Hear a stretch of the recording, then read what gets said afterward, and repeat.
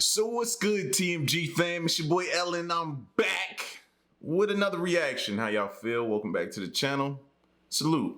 So, continuing our topic of conversation, or one of the topics of conversation as of late, the James Webb Telescope. All right, and this video here is the James Webb Telescope detected artificial lights on Proxima b. All right, now, from my limited knowledge of Proxima b, it's it's the closest star to the sun, correct? Exoplanet that is the closest star to the sun, right? And apparently, possibly, maybe, we don't know for sure, maybe the James Webb Telescope has detected some artificial light there, all right? Do we know for sure?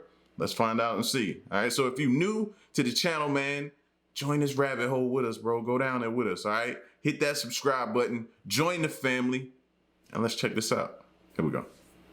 Something weird has been happening in the solar system that's nearest to ours. Proxima Centauri is just 4 light years away, and scientists have been picking up some unusual signals from one of the system's planets, Proxima b. These strange anomalies, dubbed artificial lights, have been rattling the brightest minds in the space community, but what are they? And can this be an indication of intelligent life on the planet? Is there a civilization next door? Well, it's definitely a possibility. In late 2020, a signal was discovered from the direction of Proxima Centauri, our closest neighbor star. Named BLC-1, the signal is still being analyzed to ensure it isn't just an echo of our own civilization, which is insane, right? This video was just released this year. 2020 is when they possibly first noticed the light. So giving you that time frame right there lets you know how long it takes to analyze and possibly figure out, to which we don't even know if it's been figured out yet, but how long it takes to analyze possible light from another planet or Proxima b. You know what I'm saying? Like, that alone is just goes into how much attention and how much detail has to go into figuring these things out, bro. That alone is fascinating to me. To ensure it isn't just an echo of our own civilization, which is typically what they usually turn out to be. So why don't we just directly look at planets in Proxima Centauri and see if civilization is there? Well, from space, the most obvious sign somebody lives on Earth is the glow from the night side of our planet. Our cities emit light that escapes into the cosmos. The problem is that our current generation of telescopes is not powerful enough to see lights on distant worlds. But several researchers are testing the capabilities of the next generation of telescopes already on the drawing board. That's right, we're looking at you, James Webb Telescope. What were the findings? Yes, if advanced enough or glowy enough, we would be able to see if another civilization has the lights on at Proxima Centauri. The possibility of techno-signatures at Alpha Centauri has a new study on the detectability of these artificial lights on Proxima Centauri b. From what we know... Now, I know a lot of y'all are like, I mean, that's obvious. Why weren't they thinking about that before? It's not that simple, y'all. But I know some people who was just looking at that and be like, come on, that's a no-brainer. If we could see lights from a planet, that's possibly a sign of life there. You know what I'm saying? I'm pretty sure that was on the minds of scientists, bro. But they had to have the capabilities within the telescopes that were launched into space, man. And obviously, a lot of those didn't have those capabilities back then. But yeah, I get it. I can hear it now. The planet is in the habitable zone, roughly similar in mass to the Earth. And of course, it orbits the nearest star, making it a world we can hope to learn a great deal more about as new instruments, especially the James Webb Space Telescope. The new study also points to LUVOIR, or Large UV Optical IR Surveyor, a multi-wavelength space-based observatory with a possible launch in 2035. Authors Elisa Tabor of Stanford University and Avi Loeb of Harvard point out that a tidally locked planet with a permanent night side would need artificial lighting to support a technological culture. Coincident for civilizations developing around neighboring stars are pretty unlikely, making this one of the longest of long shots. On the other hand, a civilization arising elsewhere could be detectable through its artifacts on the worlds it has chosen to study. But what if their civilizations don't really, I guess, need light? You know what I mean? What if we're the only ones? You know, if it wasn't for people like Nikola Tesla, maybe we're the only ones that came up with that technology and were that innovative to create the light that we needed to be able to see. Maybe others, maybe that's why they study us. You know what I'm saying? Ooh. You know, sometimes when you answer your own question and you think about it, you be like, ooh. And then that's why they're studying us to gather our information and take it back and utilize that on their planet. You know what I mean? And that's why they're trying to make communication, i.e. those sounds that we're hearing there. That's the communication to us. See, I will have us down an enormous rabbit hole. You see how my brain starts to think. To study. There are several ways to tell alien technology exists on another planet. For example, we may be able to see the light of a distant world waver with a massive constellation of satellites. You know, the same stuff that's happening on Earth as well, with the increasing number of satellites that we push out into orbit. Atmospheric pollution may be detectable from nuclear conflict. Sound familiar? While these indications of technology could also be caused by natural phenomena like orbiting debris or a comet impact, artificial illumination is distinct from the natural light of stars. Previously mentioned researchers Elisa Tabor and Avi Loeb took the Webb for a virtual alien light hunting test drive last year. But since it isn't fully functional as of yet, the results were a bit janky. The virtual JWST is trained on Proxima b, the one confirmed planet in the Proxima Centauri system that could presumably host a civilization. Located 4.25 light-years from Earth, Proxima b is a rocky world in the habitable zone of the M-class red dwarf star Proxima Centauri. That's just a mere 12% the mass of our Sun. Proxima b is heftier than us at about 1.6 Earth masses and 1.3 times our radius. It orbits Proxima Centauri in just 11.2 days at a distance of 7 million kilometers, only 5% of the distance at which Earth orbits the Sun. Tabor and Loeb scaled artificial illumination as a fraction of the solar illumination reflecting from the day side of our planet. 0% on this scale would assume that the night side of the planet is completely dark. 100% means the night side of the planet is as equally bright as the day side, which also isn't a possibility. The type of light used by the hypothetical civilization on Proxima b is assumed to be similar to LEDs on Earth, which have distinct artificial characteristics. So, what have we found out so far? Well, if the artificial night-side illumination of Proxima b reaches 5% of the natural day-side illumination, the Webb could detect the artificial light with an 85% certainty. If artificial illumination were to reach 9%, Webb's detection rate would rise to 95%.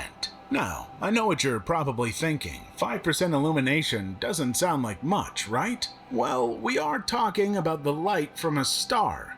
As faint as Proxima Centauri is compared to our Sun, which is about 20 times dimmer, that's almost like placing a firefly next to stadium lights.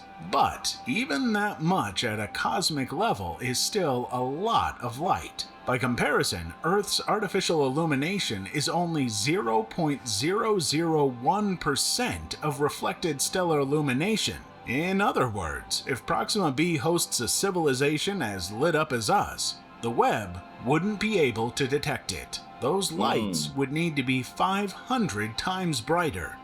That scenario is plausible. Proxima b orbits so closely to its host star that it may be tidally locked, as we've mentioned before, with one side of the planet always facing the star, while the other is in perpetual night. The civilization... So technically, if I'm picking up where it would have to be heavily populated with heavy usage of artificial light.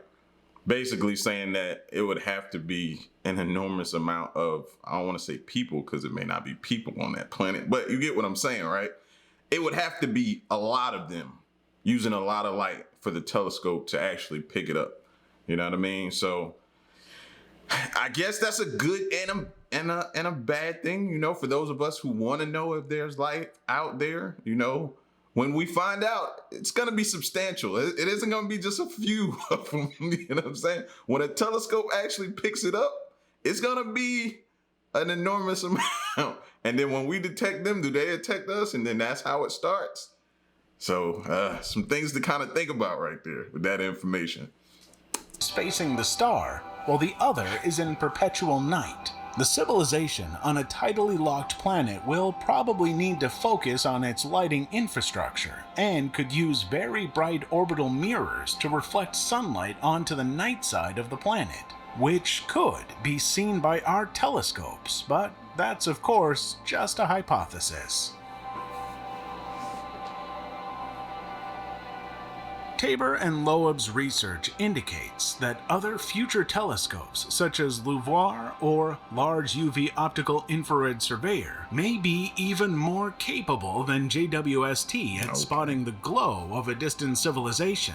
Just a few days after the researchers' publication, Thomas Beatty of the Department of Astronomy at the University of Tucson justified that with those numbers. Beatty reviewed both LUVOIR as well as HABEX, or Habitable Exoplanet Observatory, to understand how these telescopes will detect city lights not only on Proxima b, but also on planets orbiting stars out to a distance of 30 parsecs, or PC. One PC is about 3.26 light-years. Both LUVOIR and HABEX have missions to catalog and directly image exoplanets that are scheduled to launch in 2035, so there's a long way to go before that.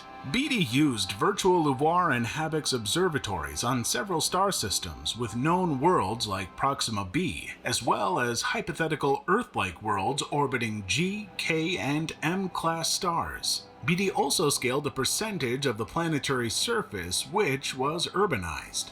The more urbanization, the brighter the planet's night side. The type of artificial illumination in this model simulates the most common lights on Earth: high-pressure sodium streetlights reflecting off concrete surfaces, which also feature a spectrum distinguishable from natural starlight. So the variables are A, distance from Earth, B, the planet's level of urbanization, and C, the type of star the planet is orbiting. In each scenario, the virtual scopes are imaging planets for a minimum of 100 hours to collect enough light streaming through the void to resolve the target.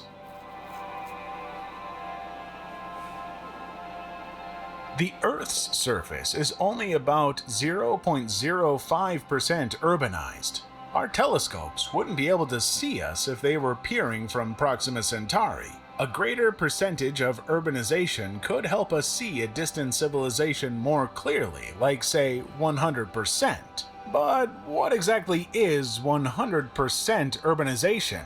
That's something called an ecumenopolis. An ecumenopolis is a city-planet, a world where the entire surface is covered in one giant city. I know, it sounds super science fiction.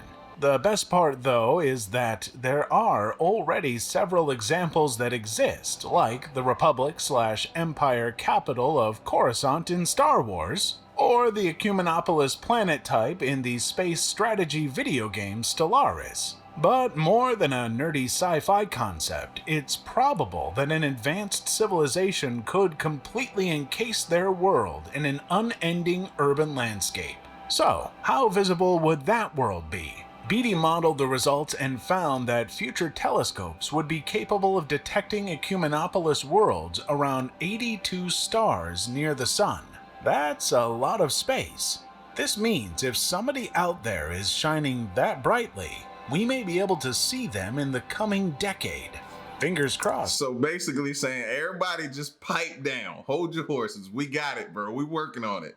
You know what I mean? What the Hubble was lacking, the James Webb came along and picked up. Now what James Webb is lacking, these two new ones that were just discussed, possibly will be better than and be able to detect light farther away and close. Man, it's just, you know what I'm saying?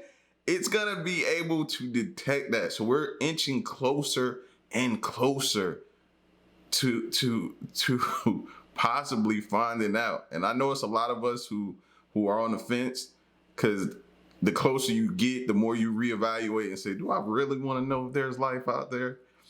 You know what I mean? What opening that Pandora's box will mean? Like, all of that, it starts really setting in and becoming a reality the more and more we improve these telescopes, bro. The more we'll be soon. How's it said? More will be revealed. I always get that messed up. It's like a tongue twister to me.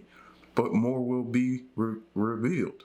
So I'm hyped about it. At the same time, a little bit nervous. On that one.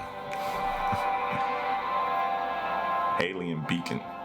We aren't done yet, though. Our super researcher Beatty has more in store. Her work demonstrates that close-ranged red dwarf stars provide the best chance for detecting urban worlds, meaning Proxima b is currently the prime target. Detecting an ecumenopolis version of Proxima b would be easy for next-generation telescopes. We could detect just 0.5% urbanization on the planet, which is still 10 times more than Earth's present urbanization. Here's the thing, though. The current city growth rates put Earth at 0.5% within the next 100 years, which literally is a blink in cosmic time.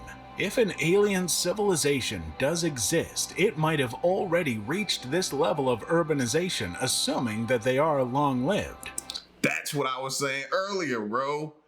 When we finally figure out and hone in and discover the light of these possible civilizations that we're looking for, they could be at tremendous growth by then. You know what I mean? Whether they use light or artificial light or not, they could be at it's